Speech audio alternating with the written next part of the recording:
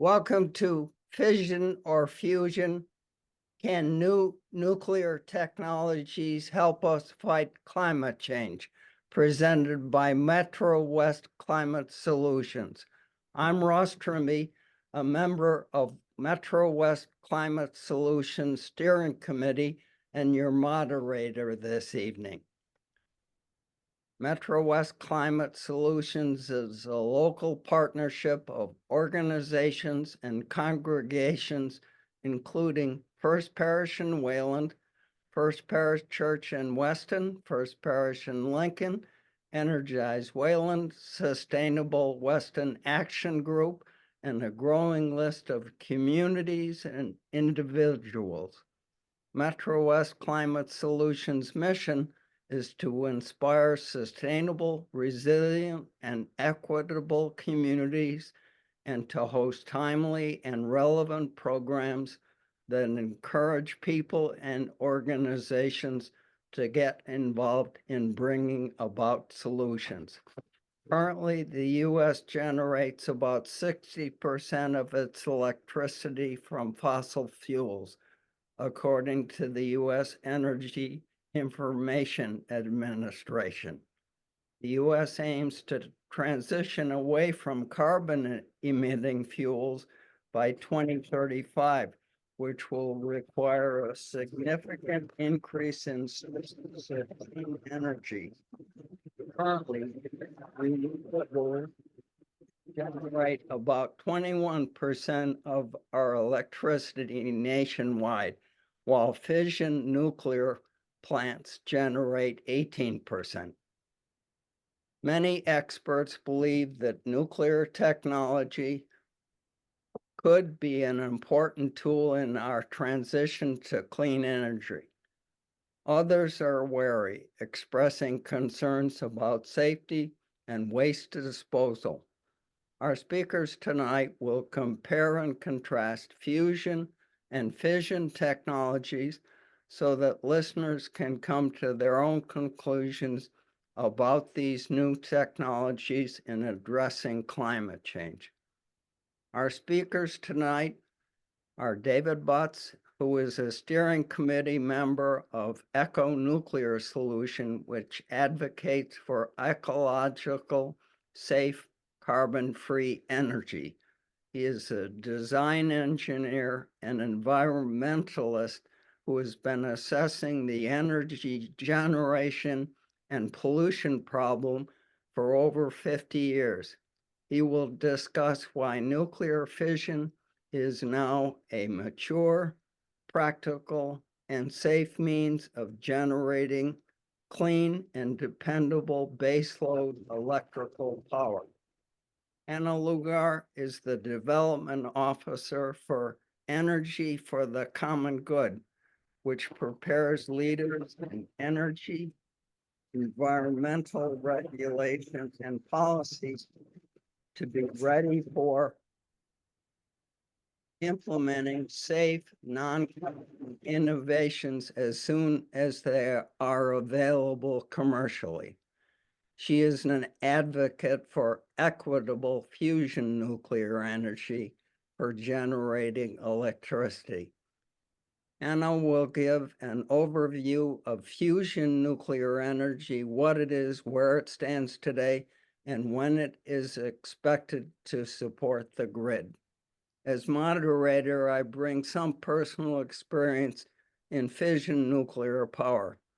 After I earned a master's degree in solid-state physics, I attended the U.S. Nuclear Power School, and after that qualified as a nuclear reactor plant operator, and then served as an engineering watch officer on the nuclear submarine for 3 years. After the presentation, we have set time aside for questions and answers. In order to input your questions, please use the Q&A button on the bottom of your Zoom screen, and they will be passed on to our two presenters. Now, Jeff is going to give a an update not only of where we stand nationwide, but what is going on literally right now in our electrical generation grid here in New England. Jeff? Thank you, Ross. Good evening, everyone. I'm Jeff Barstell. I also am a steering committee member for Metro West Climate Solutions. We're delighted you could all be here this evening. I was asked to show this screenshot I took using the ISO New England app that shows the fuel sources for our current electric grid power configuration. And let me just share the screen right now, give you an idea of what our current electric reality is for those of us watching this evening. This is the fuel mix for our regional grid currently as of 6:45 tonight. We are relying on 59% of our electricity coming from natural gas. 23% of that is coming from nuclear energy. That's this orange section here. 12% is hydro resources that are coming mainly from northern New England and perhaps some imported from southern Canada. 5%, a paltry 5% is coming from renewable energy currently. That is not solar. That is almost entirely landfill gas and biomass combustion at this point on a cold January night. And then there's a trace amount of oil and maybe oil burning and whatnot going on. New England, the regional grid in New England has 3,423 megawatts of nuclear capacity. These are fission plants, previous generation fission plants. And tonight, all those plants are online and working and generating right now 33,363 megawatts of power. So, and that's usually that fluctuates anywhere between 2,800 megawatts and 3,400 megawatts. That is to say that New England relies on a baseline of nuclear power for its electric grid as a rule. Thank you for coming tonight. David, you're up. Okay, let me share my screen. Go to slideshow. From the beginning. Am I up? Yes. Okay, good. Hello, everyone. Thank you for coming. My name is, as Ross said, David Butts. Let me get things situated here. We are gathered this evening with a shared concern for the health of the paper-thin layer of atmosphere surrounding our planet and sustaining life. All of the modern advantages that we enjoy from abundant energy are now taking a toll due to particulate pollution and carbon dioxide from the burning of carbon-based fuels. This is pollution. The clarion call concerns climate change. Some analysts see ocean acidification as an even more immediate threat, and doubling of CO2 in the atmosphere carries with it the promise of hazards unknown. Today, there's great enthusiasm for renewables as the technology that will deliver us. Wind and solar are green, producing no CO2 during operation. Renewables have wonderful niche applications. Here, solar-powered irrigation of a small third-world farm for the first time. Wind has served us for centuries, pumping water, irrigating dry land, and grinding flour. And now large-scale supply to the grid from solar and wind. Renewables are a growing contributor, but can they really do it all, as so many believe? Two considerations. First, compared to fuel-powered electricity production, wind and solar are harvesting from very weak thermal and radiant energy streams. This means that they require large amounts of material and large tracts of land and ocean, producing significant waste and environmental effects. This is a much bigger problem than is commonly realized. But I won't go into detail tonight. In fact, let us assume that we are willing to pay this price. There is a second, more critical consideration relevant to tonight's topic. The energy flow from both wind and solar is unpredictable and erratic on a moment-to-moment, day-to-day, week-to-week, season-to-season basis. This means that it can only contribute if coupled with some kind of backup. Much touted batteries are not here today or just around the corner, or in fact, not really even suited to this task. Other storage technologies exist, but there's always a double energy loss price to pay when you use storage. Today, natural gas is the most practical backup method. It's the one we use, and it doesn't solve the carbon-based fuel problem. The use of these unreliable generators also adds complexity and cost to the grid.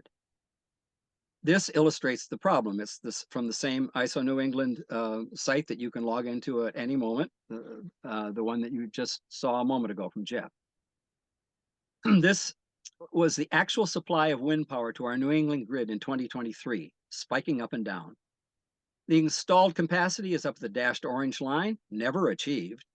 The average is down at the black line, and during the summer doldrums, it dropped way down to the level of the green bar. This brings us back to where we started. We can only solve the CO2 problem on a global basis, but billions of people are requiring much more energy as they move towards sharing all of the modern advantages we in the minority enjoy from abundant energy, everything from clean water to modern medicine.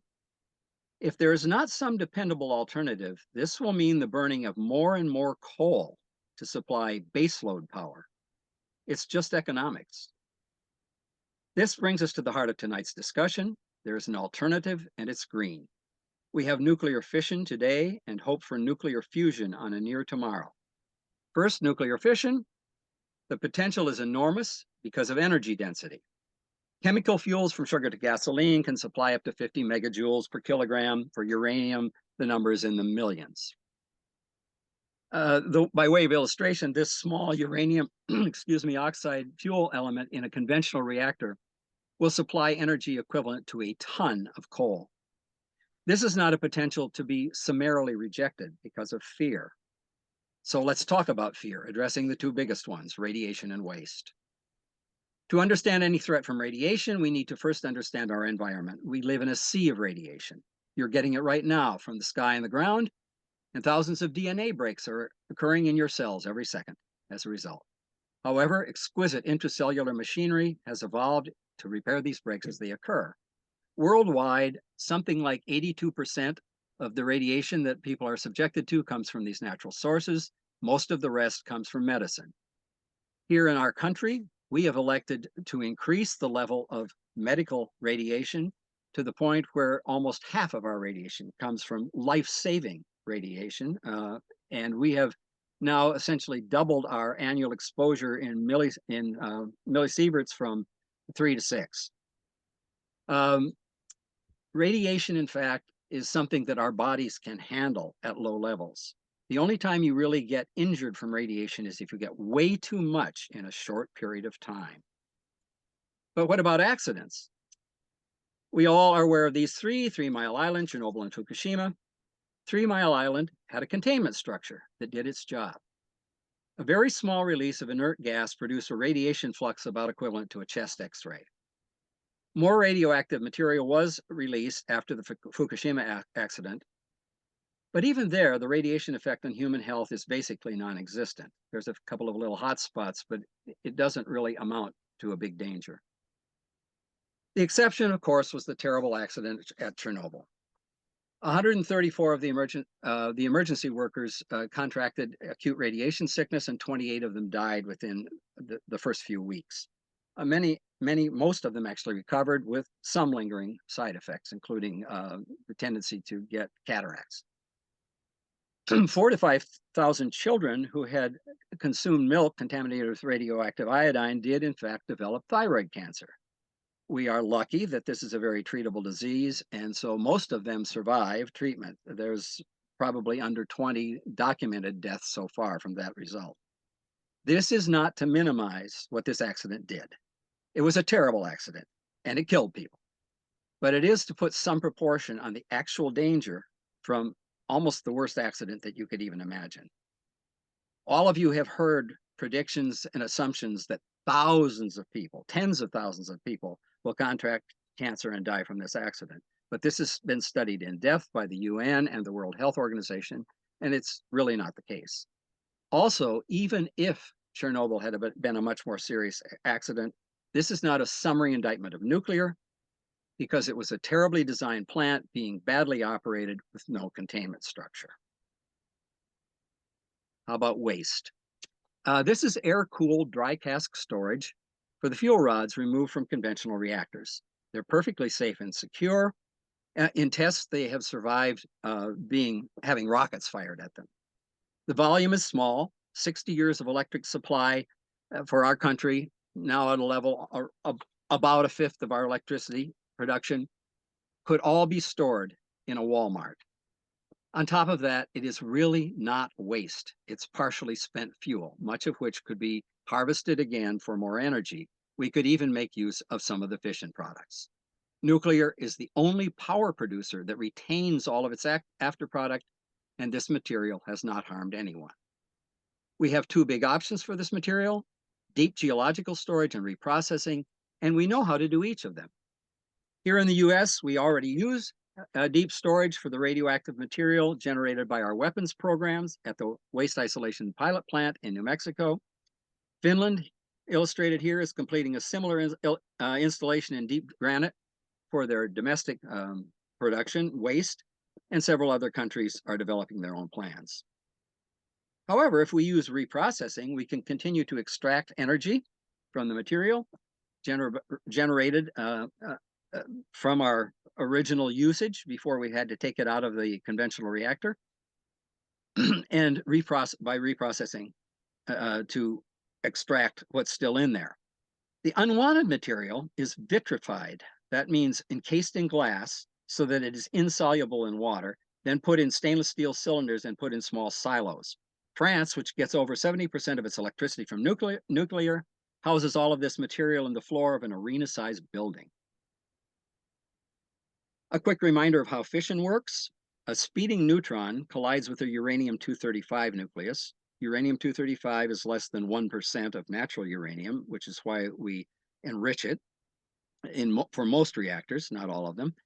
This creates an unstable nucleus, which then fissions, producing two daughter nuclei, here krypton and barium. It might be two other isotopes, plus 2 or 3 extra neutrons, which go on to fission other U-235 nuclei. There are about 440 reactors operating in the world today. There are 60 under construction. Most of them are water-cooled. They belong to so-called design generations, 1, 2, and 3, now also 3+, which means the addition of passive safety. Here is an example. This is the Westinghouse AP1000 reactor, 2 of which are coming online in Georgia, the first nuclear reactors built in the US in decades. The passive safety is achieved by multiple systems, including this water tank on the top of the building. In the case of an unlikely accident, water will be automatically released, flowing by gravity, to cool the reactor through evaporation without the need for electric power or pumps. 4 of this same reactor were built on time and on budget in China, where they are now adding 26 reactors to their fleet of 55. Legacy reactors are very safe and essential, but there's also new technology underway. I was specifically asked to talk about Generation 4 reactors. In 2000,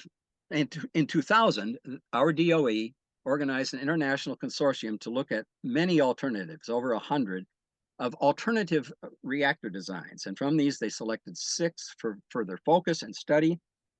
They're illustrated here. I won't describe each of them in detail.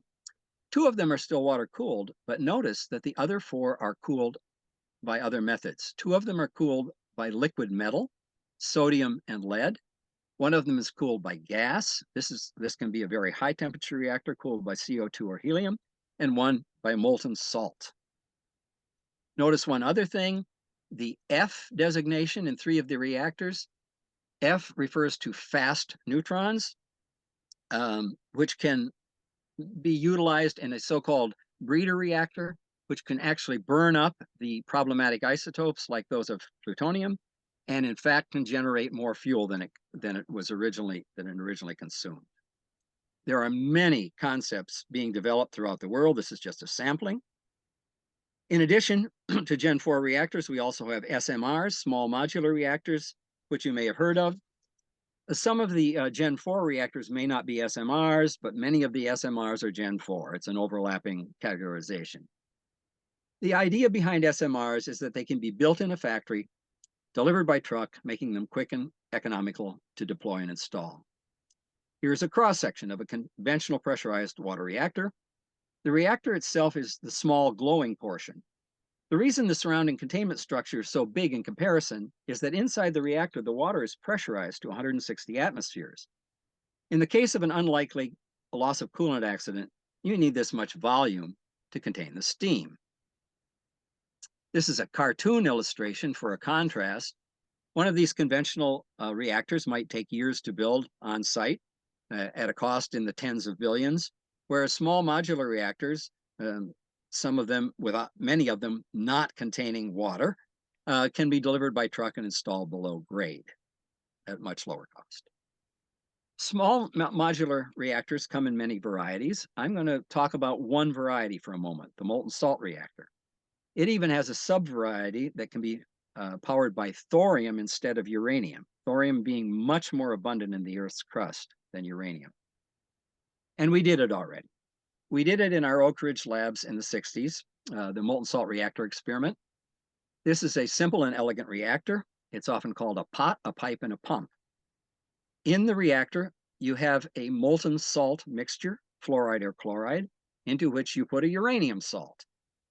The reaction takes place in this vessel, and you pump the hot salt through a heat exchanger where you extract the energy.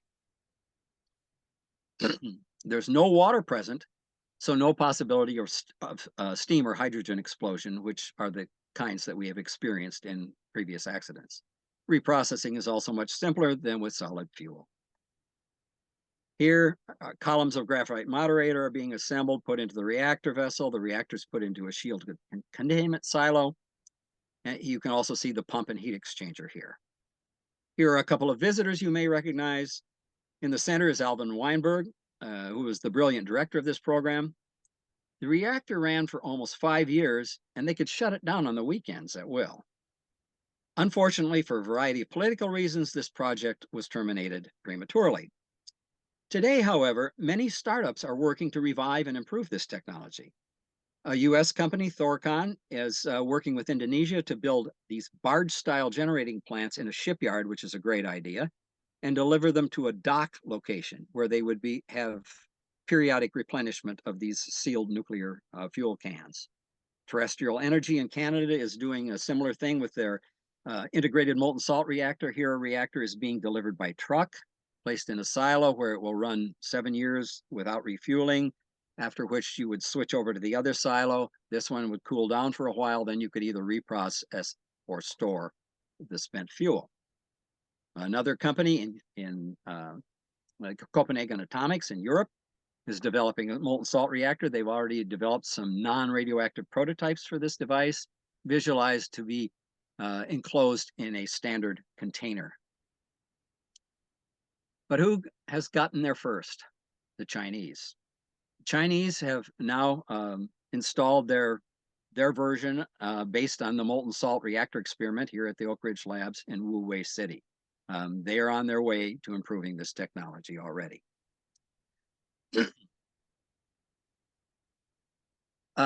We need to mention microreactors that can operate independently for years in remote locations like northern Alaska, operating essentially automatically and replacing diesel generators. Power reactors were first developed by our Navy, and we have now accumulated over 6,000 reactor years without accident. Again, however, the tech is being expanded more rapidly elsewhere. The Russians have a floating reactor ship moored in Pevek in Siberia, supplying electricity and district heating to the community. They have nuclear-powered icebreakers, keeping the northern passage clear for heavy shipping, even a nuclear-powered cargo ship. Here you see export of reactors by Russia, and to a lesser extent, China. This typically involves financing, construction, fuel contracts, training, maintenance, and even decommissioning, granting decades of an inordinate influence to Russia. One of the countries is Turkey, a member of NATO. One more example of our leadership and its later eclipse In the 60s, we built the EBR-2 sodium-cooled reactor at the Idaho facility. This included a building adjacent to the reactor where the used fuel was reprocessed and returned to the reactor. Here you see a deliberate test where all the cooling water was turned off and the reactor shut itself down based on its inherent physics. This reactor ran for 30 years. Now the Russians are leading the way with their breakthrough closed cycle program. Here the existing BN-800 reactor and the construction of a new lead-cooled reactor, which will also involve return of the fissile isotopes to the reactor. There are now plans in the works for new first-of-a-kind reactors here. Sodium-cooled, gas-cooled, molten salt-cooled, even a water-cooled SMR in Canada. You may have heard of this particular plant supported by Bill Gates. This is a sodium-cooled reactor slated to replace a coal plant, which is going to be retired, which is an excellent application of these new nuclear plants. This one actually includes thermal storage in another molten salt, which can buffer wind and solar, in fact. Finally, there is change in the air. Many countries have now committed to expanding their nuclear capacity. At the recent COP28 meeting, over 20 countries committed to tripling their nuclear by 2050. Some countries that had started to turn away from nuclear have recommitted to it, and a variety of surveys have to be taken with a grain of salt, of course, but a variety of surveys have shown increasing support from the public for nuclear energy. I invite you to learn more about the reality and safety of nuclear power. I thank you, and I welcome any of your questions surrounding all of this tonight, to me personally, or to our advocacy group, Eco-Nuclear Solutions. Many of our members have been making presentations in recent years at libraries, churches, and to our legislators, and we would be delighted to visit you and share more detail than was shared in this brief presentation. Thank you again. Thank you, David. We will now move on to nuclear fusion. Anna, you're on. Thank you. Yeah, moments. Here we go. Thank you so much, David, for your presentation, and thank you, Ross, for the introduction. I also want to thank Metro West Climate Solutions for inviting me to come today to speak on fusion energy and how fusion energy will help in the fight against climate change for the benefit of the common good. So my name is Aina Lagor. I am the Development Officer at Energy for the Common Good. We are a not-for-profit independent voice for fusion. In my presentation today, I will share a little bit about what fusion energy is, the types of fusion energy that are being worked on, how fusion will help fight climate change, when the first type of fusion is estimated to deliver energy to the grid, and why Energy for the Common Good works now ahead of commercialization of fusion energy to educate communities about fusion. But first, I need to do some disclaimers. You can see I'm a development officer. I'm not a fusion scientist nor an engineer, but I do have a great, fantastic team of researchers at Energy for the Common Good who have helped me with the data here on these slides. I'm also not invested in any of the companies or the technology that I'm about to present on today. Energy for the Common Good is agnostic on fusion energy, which means that we don't support any particular energy solution for fusion. We welcome multiple fusion energy device solutions and embrace diversity in technology. I personally have been involved in climate change issues since 2012. I volunteer for Energize Wayland, and since 2022, I have volunteered as a heat pump coordinator coach for Wayland. And I'm fortunate to have EVs and solar panels on my home. Good, so I chose this image of a hand forming a triangle because often when we talk about climate change, we talk about several layers And the UN has identified a triple planetary crisis of pollution, climate, and biodiversity loss. And thinking about that, I see that there are three sides to fusion energy that we need to pay attention to, and those are climate, technology, and the people. So the image on the right was captured by the Hubble telescope and depicts the galaxy Bedin 1. It's 30 million light years from Earth. Fusion is the same process that happens in the stars. Fusion happens when two nuclei, smaller nuclei, fuse into one larger nuclei, thereby releasing large amounts of energy. Some are calling fusion a star in a bottle. But fusion, we have to remember, is very hard to achieve on Earth, mostly because of a little thing called gravity, and requires very high temperatures in excess of 100 million degrees Celsius in order for the two nuclei to fuse into one. So right now, fusion scientists are working on various solutions for materials to withstand such high temperatures to keep the superheated gas or plasma in place for the nuclei to fuse. They use magnetic fields. So, what are the characteristics of fusion energy? What does fusion energy look like? So first of all, fusion is clean. It's carbon-free energy that can replace fossil fuels to support electrification. It's dispatchable, which means that fusion devices can produce a steady supply of electricity that can back up intermittent renewables. It's abundant.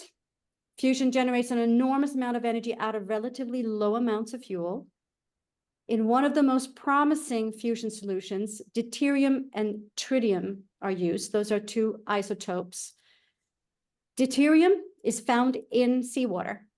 Tritium can be produced from lithium. I'll talk more about that later. Fusion is also scalable. With appropriate regulatory requirements and minimal land use needs, fusion devices can safely be sited in urban areas. It's efficient. Fusion can generate nearly 4 million times more energy than equal amounts of oil, gas, or coal. And so I thought I'd bring a couple of examples so we can get a sense of the scale of what fusion energy can do. According to Livermore National Laboratory, a pickup truck filled with fusion fuel has the equivalent energy of 2 million metric tons of coal or 10 million barrels of oil. And according to the US Department of Energy, here's another example, the fusion energy released from just 1 gram of deuterium-tritium fuel equals the energy from about 2,400 gallons of oil. And the UK Atomic Energy Agency has another example. 1 kilogram of fusion fuel could provide the same amount of energy as 10 million kilograms. That's 22 million plus pounds of fossil fuel. And finally, no chain reaction. It's not possible to get a meltdown in a fusion device. Because plasma must be confined at very high temperatures, the device will have to come to a halt in seconds the moment we are not able to hold that high temperature. And fusion doesn't create long-lived radioactive waste. And its fuels are regulated similar to medical and industrial applications. And finally, we can't build weapons using fusion alone. Okay, so let's talk about the fuels for a moment. So first of all, I want to say that there are many approaches and types of fusion energy today. I will talk about that a little bit later. But the most commonly studied fusion reaction is one where we use hydrogen isotopes deuterium and tritium to combine to form helium, releasing energy. Deuterium is abundant in ocean water. The amount of deuterium in one glass of ocean water could provide enough energy for one person's lifetime and doesn't have any radioactive waste. Tritium emits a weak form of radiation and has a very short half-life of 12.5 years. The radiation from tritium doesn't travel very far in air, and it can't penetrate the skin. Tritium is very rare on Earth, but it can be produced in the fusion device through contact with lithium contained in the blanket wall of the fusion device. So we ask ourselves, in order for the new green economy to take off, what will we require in critical minerals? Well, the top 4 critical minerals that we need in the new green economy, and this applies to any type of green solution out there at the moment. The 4 critical minerals are lithium, cobalt, copper, and nickel. Fusion energy will require lithium. And the need for these critical minerals are expected to grow 5-fold by 2030. The International Energy Agency came out with its first ever critical minerals market review in 2023 and held its first summit on critical minerals on September 23rd in Paris this past year. If you're interested, there's an interactive tool on the International Energy Agency website where you can explore the critical minerals data. Okay, this is a screenshot of the moment of ignition in a small container called the Whole Round.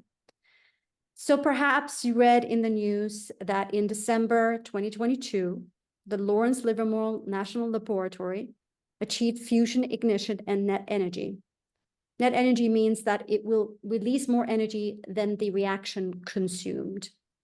So 2023 has been a truly remarkable year because they have been able to repeat this multiple times. So if you take a look at this image, this is the moment where, so let me tell you how it worked. They lined up 192 lasers and they shot lasers at this tiny container called a Whole Round. And inside, in the middle of that Whole Round, is a small pellet of deuterium and tritium, very, very small amount. And they shot these lasers at this Whole Round, and this is the moment the energy is released. It's within 20 billionths of a second. And on April 14th, in a unanimous vote, the commissioners of the U.S. National Regulatory Commission directed that fusion energy devices will be regulated under the agency's existing rules for the use of byproduct materials. In other words, the NRC will regulate fusion energy under the same framework as particle accelerators and other materials-based technologies, for example, for medical grade use. Okay, so you can imagine 2023 has been an exciting year for fusion. According to the Fusion Industry Associations, there are now 43 companies working on fusion technology in the world. 25 of them are in the US, and there's a race which one of them are going to go on the grid first. The industry has attracted more than $6 billion in funding. In 2023, the US government invested $46 million into 8 of the US-based companies, one of which is here in Massachusetts, in Devens. That's Commonwealth Fusion Systems. And I thought I'd talk a little bit about 3 different types of fusion. There are many more. So Commonwealth Fusion System uses the so-called traditional donut-shaped tokamak design, which was invented by the Russians in the 1950s. It uses deuterium and tritium as fuel, and it's built with high-temperature superconducting magnets in a compact design. And they estimate that they will be able to go on the grid with fusion energy by 2025 already. Helion uses something called aneutronic fusion, where very little of the energy is released is carried by the actual neutrons. They use a so-called magneto-inertial fusion design. The fuels that they use are deuterium and helium-3, which is a non-radioactive, decayed form of tritium. The plasma is compressed by magnetic fields, thereby releasing energy. And they estimate that they will be able to go fully commercial by 2028. And they just announced that this summer 2024, they will be able to deliver the first electricity to the grid. TAE has a completely different type of fusion solution. They use a magnetic confinement method. They use a compact linear design and a so-called FRC solution, a field reversed configuration.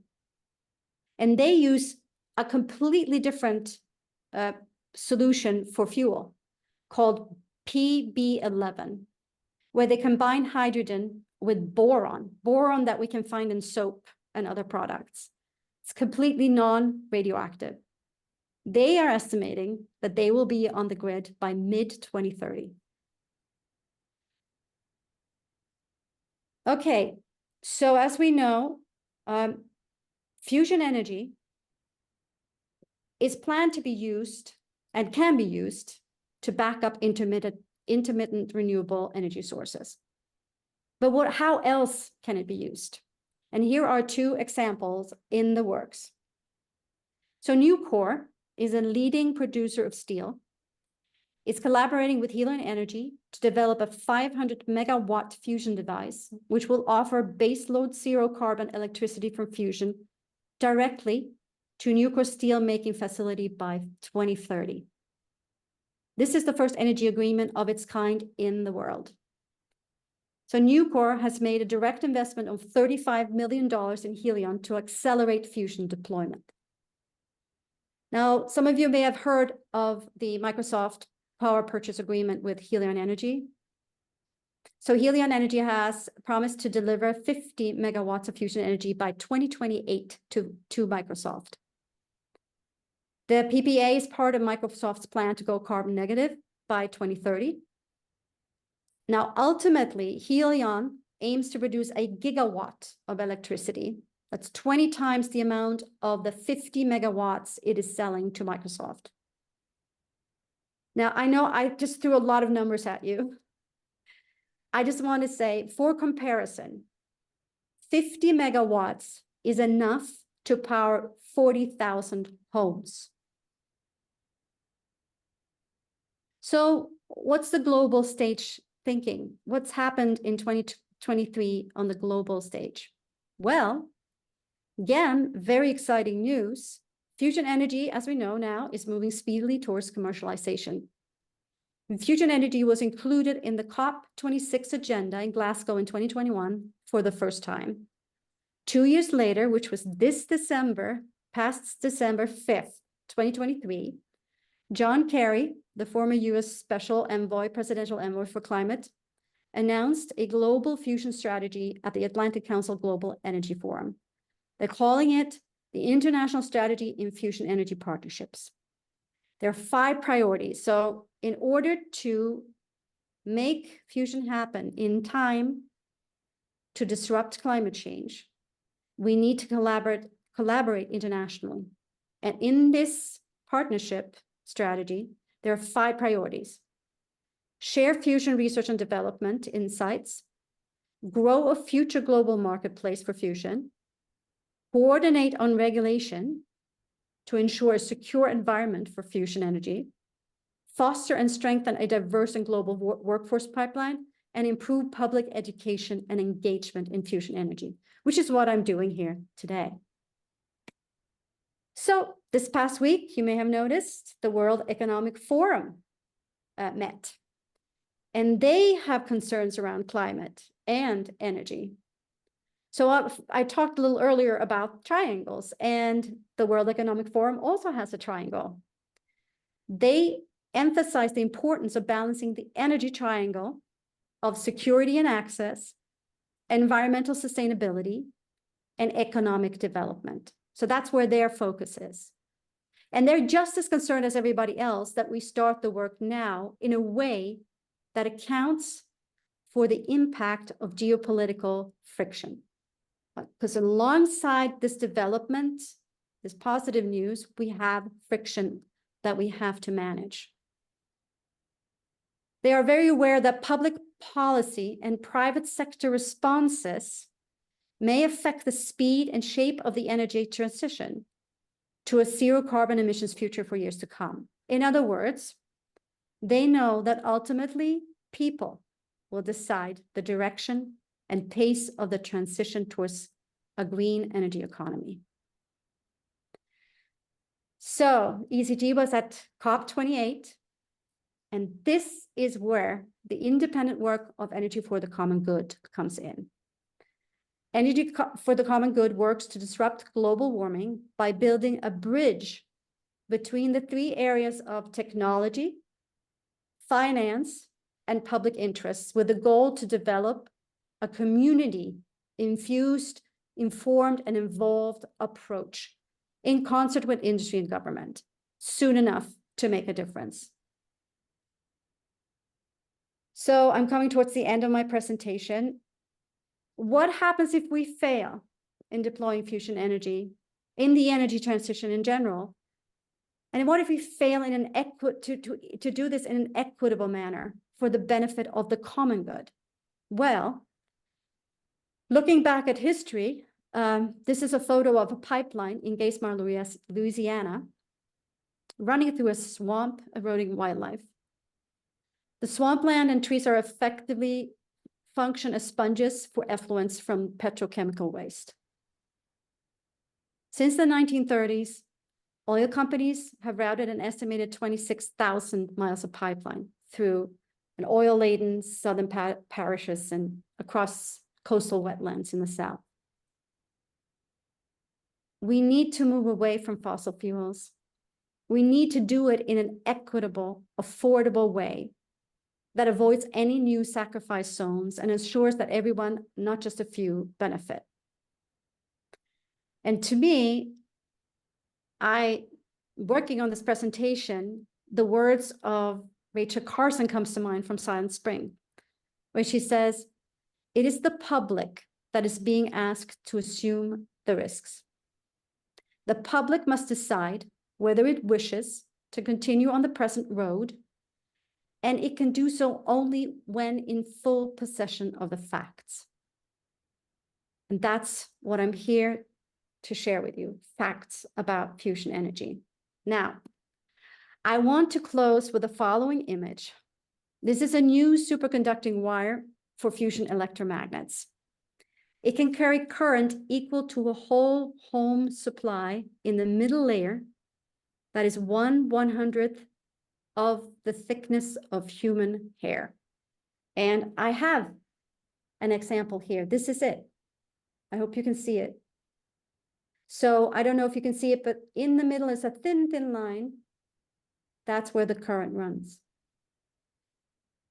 So thank you again for inviting me to speak today. And I think I'm happy to answer any questions. Thank you, Anya. I'll stop sharing now. Jeff will now be passing some questions which have been submitted via the Q&A button to both of you. Thank you, Ross, and thank you both for your presentations this evening. We still have a good number of folks here, and we've received a variety of questions. I'm going to take these almost in order. There's been several questions about whether or not we can meet our carbon neutral goals with just renewables. There are a variety of plans out there, as you well know, to decarbonize the electric grid around the country. The better ones, I would argue, are those that actually look at regions or the independent system operators and the specific needs of those regions. But there are arguments out there. For example, here in New England, should we be investing, billions of dollars to build out, next generation nuclear plants? Uh, or should we be investing that in maritime wind and offshore wind, that would help us this time of year, and solar, large scale solar, commercial scale, solar systems, uh, paired with storage that would help us, more or less in the summer months when the winds aren't blowing as strong. How would you respond to, people like Mark Jacobson and others that are, who are offering these sort of, putting these sort of policy arguments out there? I would say all of the above. We need to do all of it. We need to save energy as much as we can. We need to be more efficient. We need to build up renewables. I'm a proponent for equitable fusion energy. I think it's going to be a change maker. It's going to be a powerful ally for renewables in the fight against climate change. They're moving as fast as they can, and yeah. I would agree with all of the above in principle, but I think your question was something different in part, which is, can wind and solar do it all, more or less? And you mentioned the Mark Jacobson plan. My thousands of hours of studies tells me that plans like this, which have been analyzed pretty carefully by many others, are more aspirational than real. They compile a bunch of numbers of how many wind turbines and how many dams we're going to double the hydroelectric from, and a number of other things, without really going through all of the material, all of the land requirements, all of the power line requirements, and all of the real engineering that will have to take place. And if you are actually going to use only renewables and some kind of storage, you are going to have to overbuild the capacity of the renewable fleet by, some people estimate, 8 times. I mean, it has to be a lot, because we have the Dunkelflaut, they call it in Germany. We have wind and solar dying down for weeks at a time. And so during that time, you've got to use up stored energy.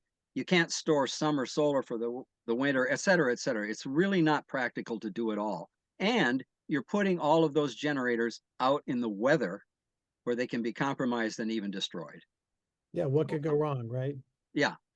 I mean, I could go on. I deliberately didn't talk too much about the downsides. I think that's a very helpful response, because it does seem, Mark Jacobson is an engineer, a researcher, I think at Stanford, correct? And right, at Stanford. Yeah, he offers these, but someone did ask that, so I wanted to make sure I pointed that out tonight. And there are several of these plans out there.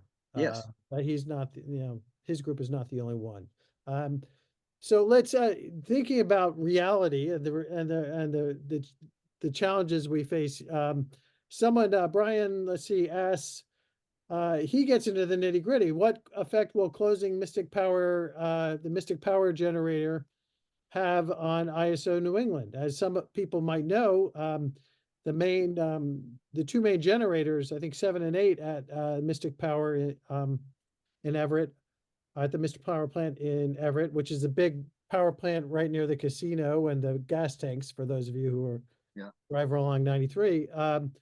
That is shutting down. That is an older gas-fired plant that is shutting down, or I believe in May of this year. I was surprised to hear that. And ISO New England believes that they can accommodate that there's a sufficient amount of generation coming online so that they can close that down.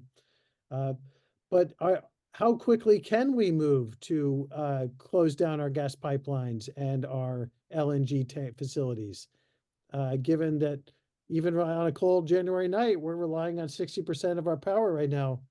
60% of the electrons powering this webinar are from gas plants, right?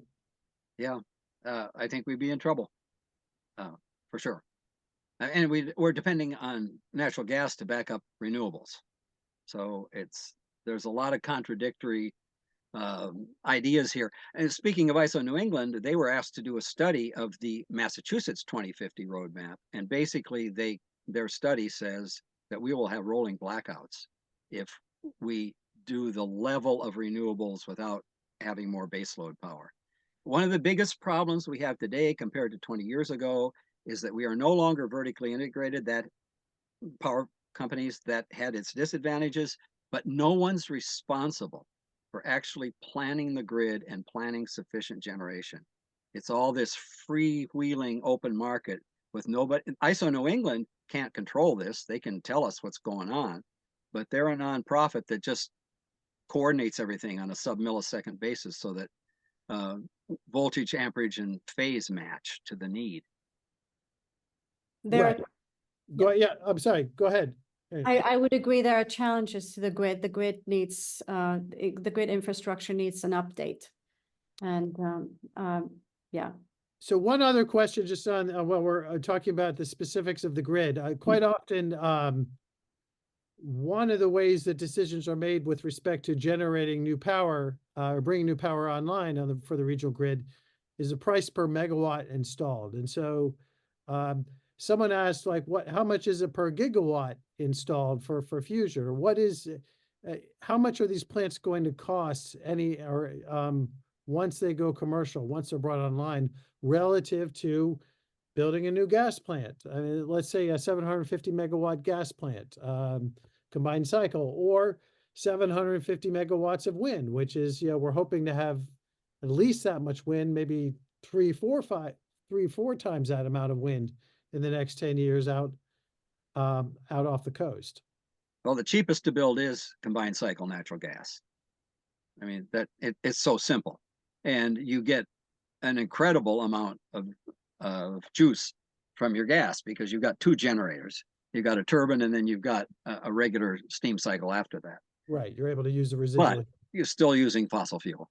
The problem is, yes, you're using natural gas, and ISO New England thinks we're dangerously reliant on natural gas at this point, especially since we've closed down our coal plants, which we should have done. But there is, I mean, how much is this, that fusion? I mean, these next generation or these fusion reactors are going to be incredibly expensive at first, are they not?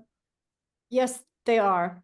However, they're going to be small, more compact than people would associate a plant with in size. And once they're up and running, they're going to deliver abundant energy in a way that we haven't seen before, and the prices will drop.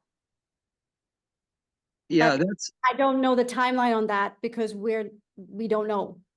Yeah, we don't. I mean, that's true of new fission too, of course.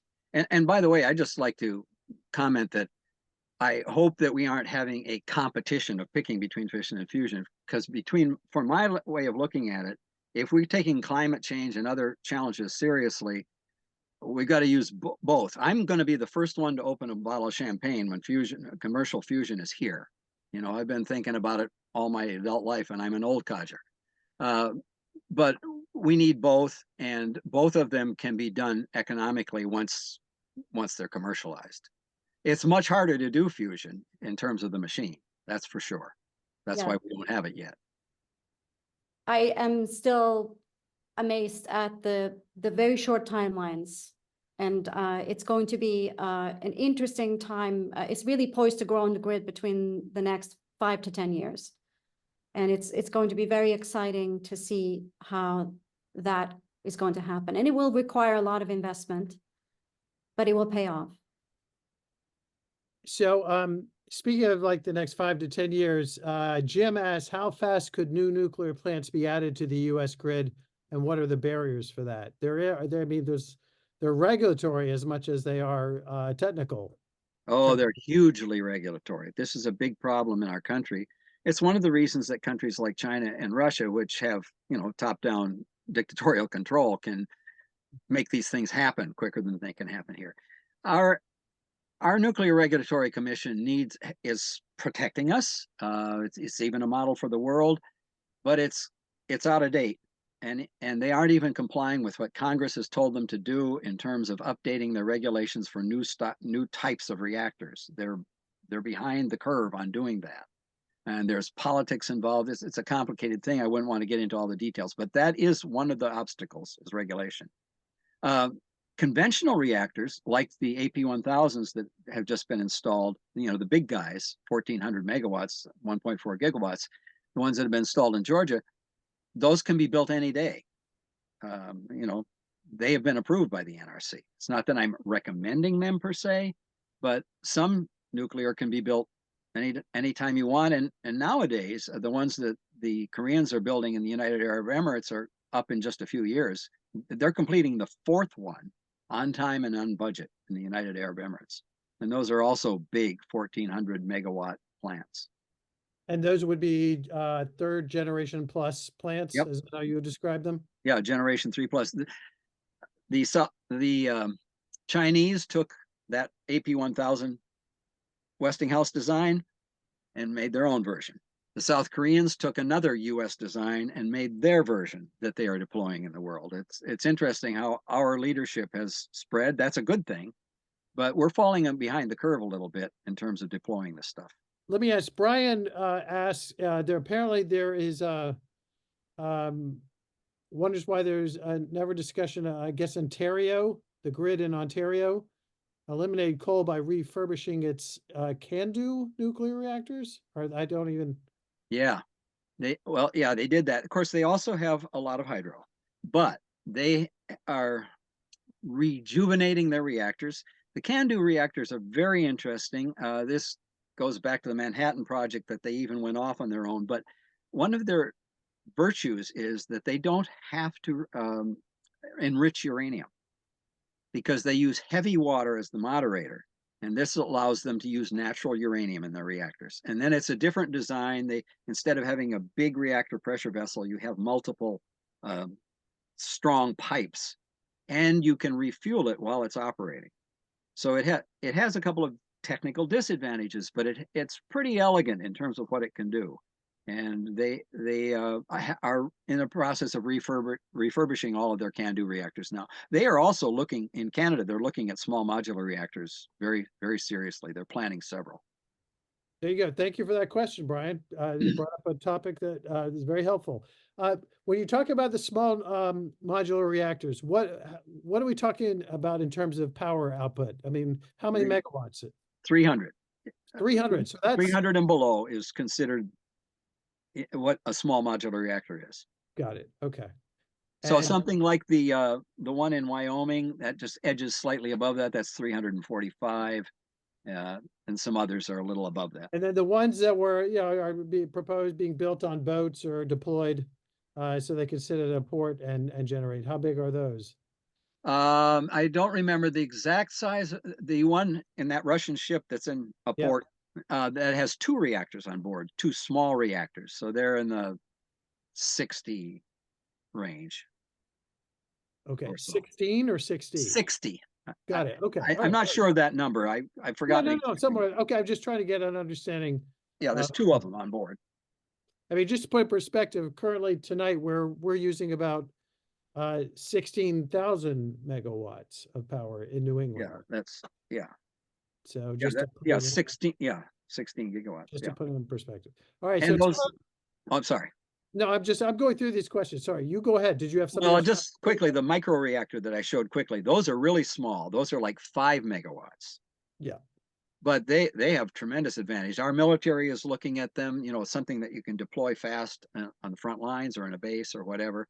There's a whole project Pele that's planning to do that shortly. Ana, going back to you, when some of these pilot projects do come online, what is the size that they would hope? How many megawatts would these plants be in terms of commercial deployment? So as you heard, Helion is aiming for delivering 500 megawatts, which makes it close to a smaller size. That'd be one plant that's generating 500 megawatts of power. That's my understanding, yeah.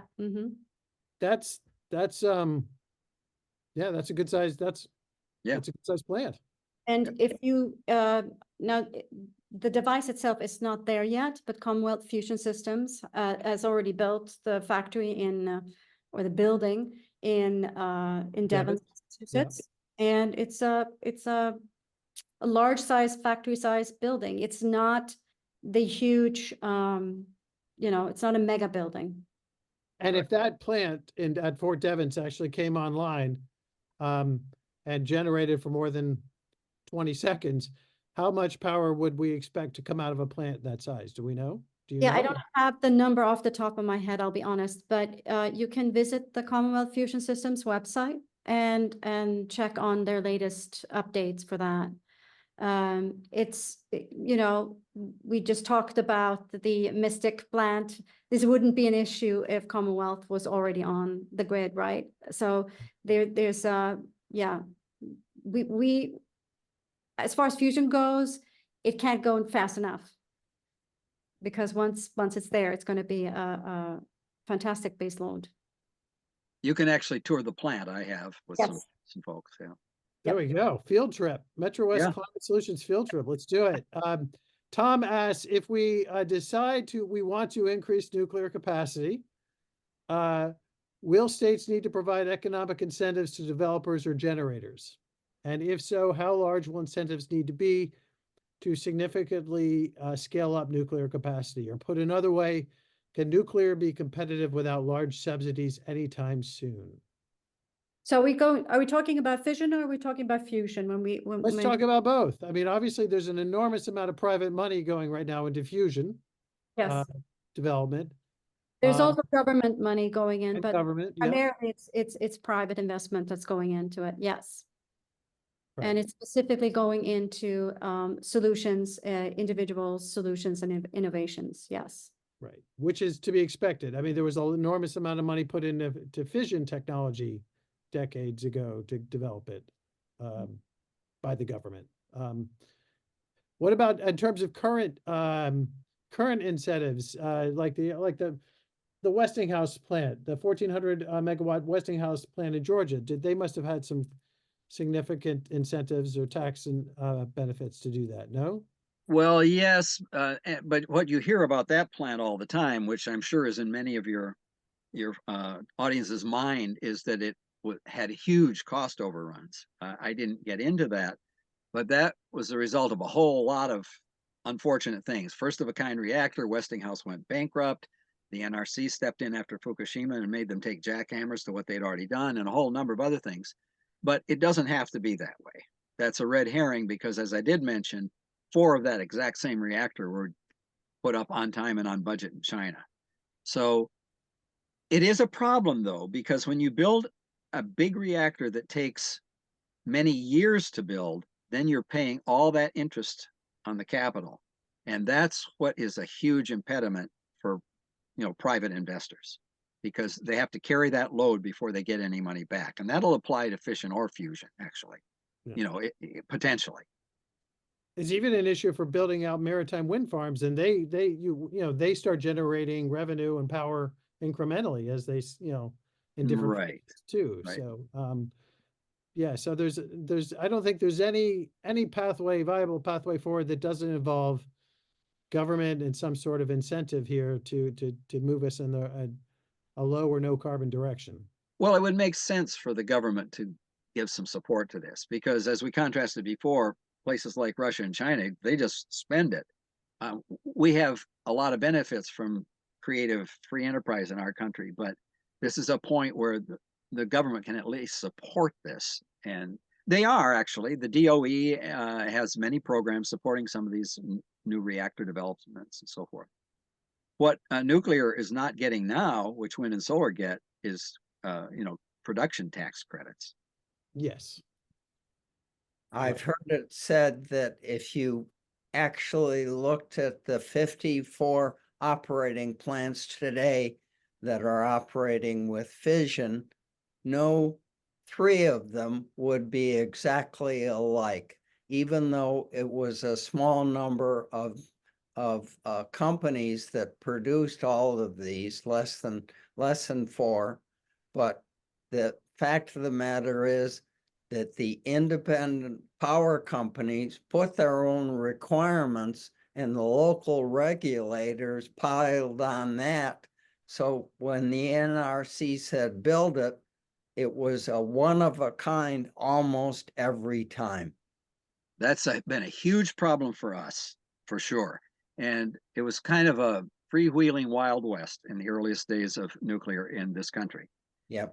Contrast that with France. They decided, okay, we don't have fossil fuels. We're going to go nuclear. So in the end of the 70s, into the 80s, they didn't pick just one, but they picked a small number of reactor designs as they developed it, and then they built them out.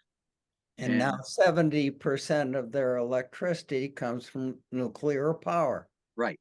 Yeah. Over 70. Yep. Based on standardized designs that they can Right. easily manage, right?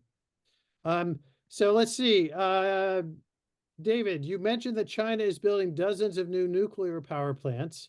It's also reported they are building many new coal-fired plants. Yeah, they are. Why are they doing both? They need a lot of energy for one thing. Yeah, and one is cheaper than the other, I'm guessing, probably, I know. Yeah, I mean, you can build a coal plant a lot easier than you can build a nuclear plant, that's for sure. And they have huge demand. Ironically, they have, perhaps I shouldn't say this, but they have a large demand for coal to make our solar panels. Right. Well, I just wanted to make one quick comment, and that is that energy demand is expected to increase in the coming decades. And that's part of the reason why we're in a hurry, because we need to meet that demand. That's right. yeah, in fact, I mean, if we decarbonize, if we electrify our homes and our businesses, we're going to be increasing the demands of the grid, not decreasing them all around the country. And it isn't just about us. It's about the world. Yeah. Uh, And just remember that the poorer countries some of them are entering into their fossil fuel prime time now, right? And they're being told they can't. Yep. And so we need to give them a solution that works for them so that they don't go down the path of fossil, yes. which I think is equitable fusion energy. That's why it's the word So equity is so important.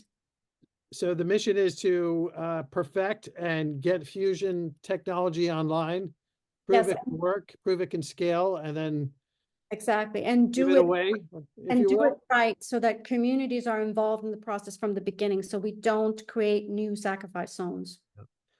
Brian C., you continue to ask some fascinating questions that we can't get to tonight, but I encourage you to be in touch because you are asking some fascinating questions. Larry K. asks, MIT had a functional magnetic confinement reactor in 1967. It did not achieve net energy output. Net energy output was only demonstrated in recent years. Has there been a tech breakthrough? Is it realistic to assume a grid contribution in the next 10 years?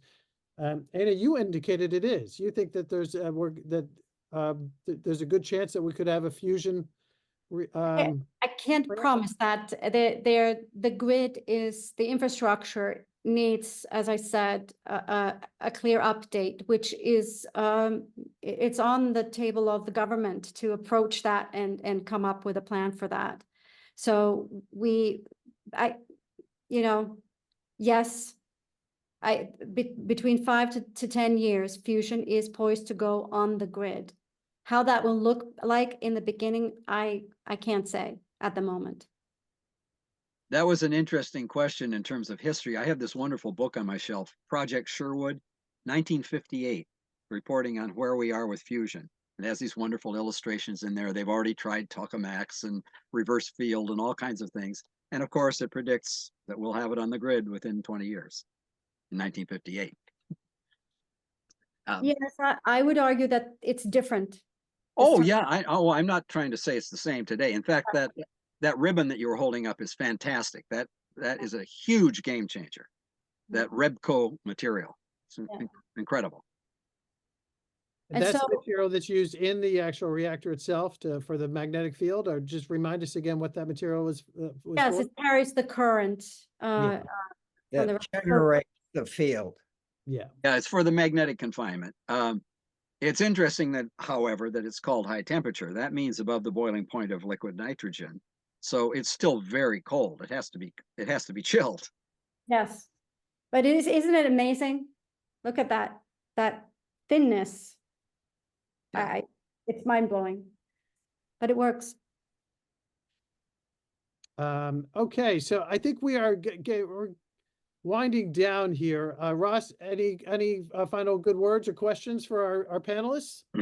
I think that we want to thank both of them for providing a significant level of information about both the coming fusion and our current situation with fission nuclear reactors. And I just hope that more people will take the time to become somewhat knowledgeable, which is what Ina's organization is all about, telling people that this is coming and how it will benefit them and that it is safe.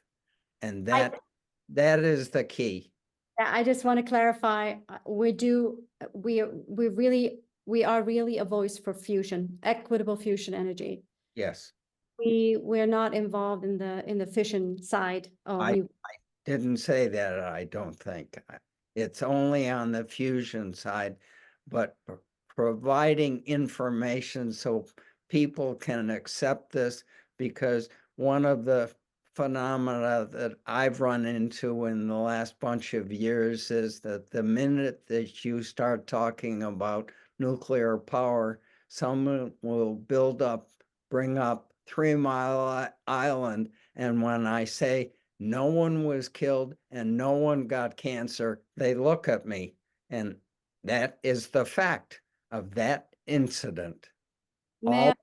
All of the research has shown that there was no impact on the death of anyone or the release of radioactive gas, providing an increase in cancer rates in the local area. Let me just ask one final question here to both of you. Really good point, Ross.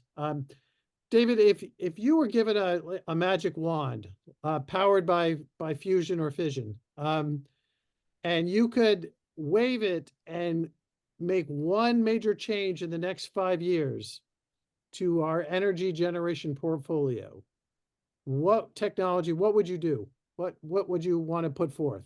Well, in the next 5 years, I would put forth what I know can be done and works, which would be some kind of fission reactor. And I really love what the molten salt reactors can do. I didn't even get into all of their virtues, but they're pretty exciting.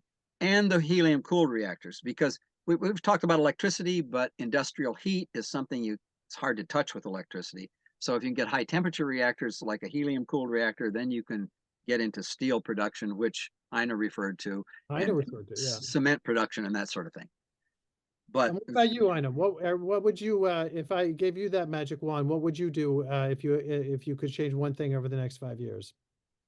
But the issue is time. So I would put my money on fusion. Absolutely. The potential, the abundance of the fuel that would come out of fusion, the safety, the fuels with the low radioactivity, not having to look down the road. Uranium, plutonium has a very, very long radioactive. It has a long half-life. And I would, the technology today is going to develop even further. And I do believe that fusion energy is the answer. So that's where I would put my money. Great. Thank you both. Thank you both very much. thank you. For inviting me. Metro West Climate Solutions will be back with another program. I want to thank Ross Trimby, our steering committee member, for putting this excellent program together tonight. Thank you all. Thank you. Bye. Good night. Bye-bye. Take care.